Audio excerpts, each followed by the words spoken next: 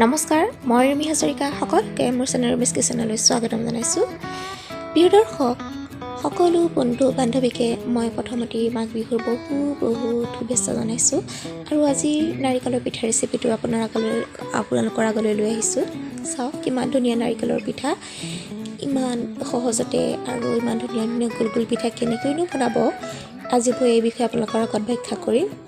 এই পিঠাবিধ কিছুমানে বগা পিঠা, তিল পিঠা, হেঁচা পিঠাই এনেকুৱা ধৰণেও নামাকৰণ কৰে। এনেকুৱা ৰং থকা পিঠা বা বগা ৰঙৰ কেনেকৈনো আপোনালোকে মিক্সাৰৰ সহায়তে বনাব, মই আপোনালোকে গোটেই প্ৰচেছটো ক'ম আজি।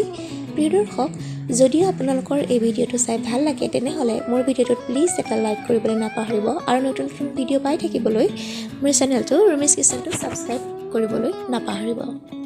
প্ৰথমতে চাওঁচোন আহক, এয়া মই 1 কেজি বৰা চাউল ল'লোঁ, ধুনীয়াকৈ চাফ চিকুণ কৰি লৈছোঁ। তাৰপিছত এইখিনি 1 ঘণ্টামানৰ কাৰণে মই পানীত তিয়াই থৈ দিম। পানীত তিয়াই 1 ঘণ্টাৰ পিছত চাওক কোমলি গৈছে। এতিয়া ধুনীয়াকৈ ধুই পেলাই প্ৰায় 5 বাৰমান ধুই ল'লোঁ এনেকৈ। তাৰপিছত এইখিনি পানী টুকিবলৈ এনেকুৱা এটা খৰাহীত অজৰাই থৈ দিছোঁ। এইটো 3 পৰা 4 ঘণ্টা থৈ দিব। এতিয়া এয়া জৰজৰীয়া হৈ যোৱাৰ পিছত এতিয়া মই গোটেইখিনি ধুনীয়াকৈ মিক্সাৰৰ ডাঙৰ জাৰটোত গ্ৰাইণ্ড কৰিম। এই জাৰটো জৰজৰীয়া হৈ যোৱাৰ পিছত মই গ্ৰাইণ্ড কৰিম আৰু অলপকৈ দিব। প্ৰথমতে অলপকৈ দি তাৰপিছত অলপ বেছিকৈ দিব। এই চাওক এনেকুৱা ধৰণেৰে অলপ দিব, তাৰপিছত এনেকৈ লৰাই দিব। তাৰপিছত এয়া এনেকৈ এখন চুৰি এখনেদি আপোনালোকে লৰাই দিব। ঘনাই লৰাব, ধৰক 1 মিনিট এনেকৈ গ্ৰাইণ্ড কৰিলে। তাৰপিছত আকৌ এনেকৈ খুলি পেলাই আকৌ এনেকুৱাকৈ লৰাই দিব। এই চাওক কিমান ধুনীয়া হৈ গৈছে। বেছি দেৰি নালাগেই, ঢেঁকীতকৈ কম সময়তে আপোনালোকে পিঠাগুড়িখিনি গ্ৰাইণ্ড কৰিব পাৰে, মানে ধুনীয়াকৈ ৰেডি কৰিব পাৰে। এয়া ৰেডি হৈ গৈছে। এতিয়া আমি ডাঙৰ বাচন এটাত লৈ পেলাই এনেকুৱা এখনেদি চালনীখনেদি চালি পেলাম। একেবাৰে সহজ প্ৰচেছত আপোনালোকক দেখুৱাই দিছোঁ।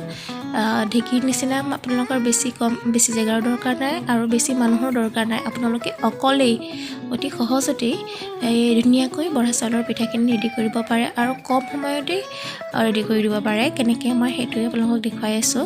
সেয়া চাওক পটাপট চালিলে আপোনালোকে হৈ গ'ল, দেখিছে। খুব বেছি 1 ঘণ্টাৰ ভিতৰত আপোনালোকৰ 1 কেজি বৰা চাউলৰ পিঠা ৰেডি হৈ গ'ল। ইয়াৰ পৰা কমেও আপোনালোকৰ 100টা পিঠা হৈ যাব। তাৰপিছত এতিয়া মই তিলখিনি চাওক শুকুৱাই মেলি ধুনীয়াকৈ পৰিষ্কাৰ কৰি লৈছোঁ। এতিয়া এইখিনি ভাজিম মই 5 পৰা 10 মিনিটমান ভাজিবই লাগিব। ল' ফ্লেমত ভাজিব আপোনালোকে, একেবাৰে মানে ধুনীয়াকৈ ফুটালৈকে, যেতিয়ালৈকে তাৰপৰা ধুনীয়া গোন্ধ নোলায় তেতিয়ালৈকে আপোনালোকে ভাজি থাকিব লাগিব। বেলেগ একো কৰিব নালাগে, ল' ফ্লেমত গেছটো ৰাখক। তাৰপিছত ল' ফ্লেমত গেছটো ৰাখি যেতিয়ালৈকে ব্ৰাউন কালাৰ নহয় তেতিয়ালৈকে আপোনালোকে সেইখিনি ভাজি থাকক। এয়া দেখিছে হৈ গৈছে। এতিয়া আপোনালোকে এইখিনি গ্ৰাইণ্ড কৰিবলৈ এটা বাচনত ঠাণ্ডা হ'বলৈ ৰাখি দিয়ক।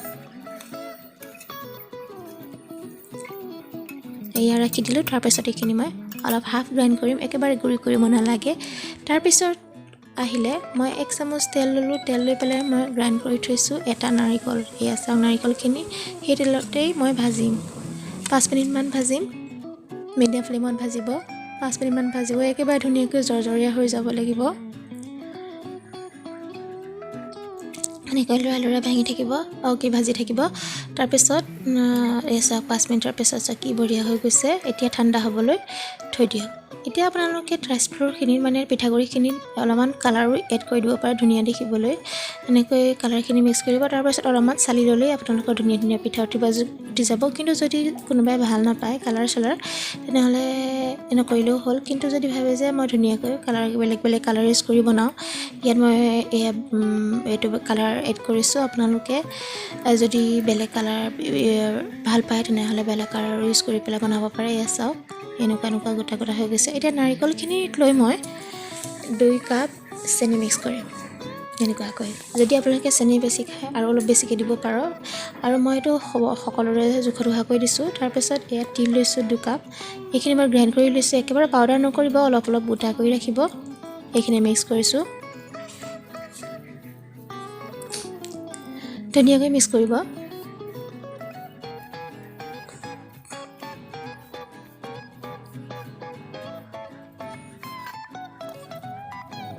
এয়া দেখিছে মিক্স কৰি দিছোঁ অলপমান বাকী আছিল প্ৰায় 2 কাপ মই গুড়ি কৰি এই নাৰিকলখিনিৰ লগত মিক্স কৰি দিছোঁ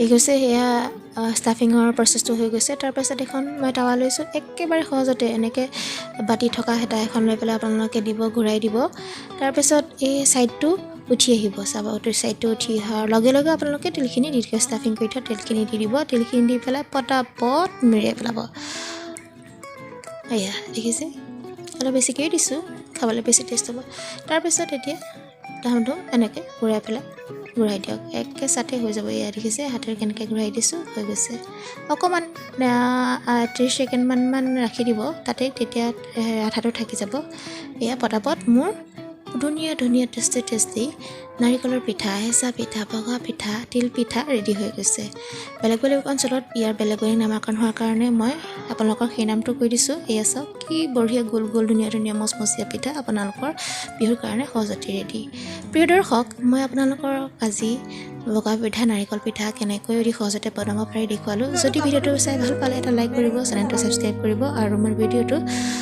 শ্বেয়াৰ কৰিবলৈ নাপাহৰিব সকলোকে ভিডিঅ'টো চোৱাৰ বাবে মই বহুত বহুত ধন্যবাদ জনাইছোঁ ধন্যবাদ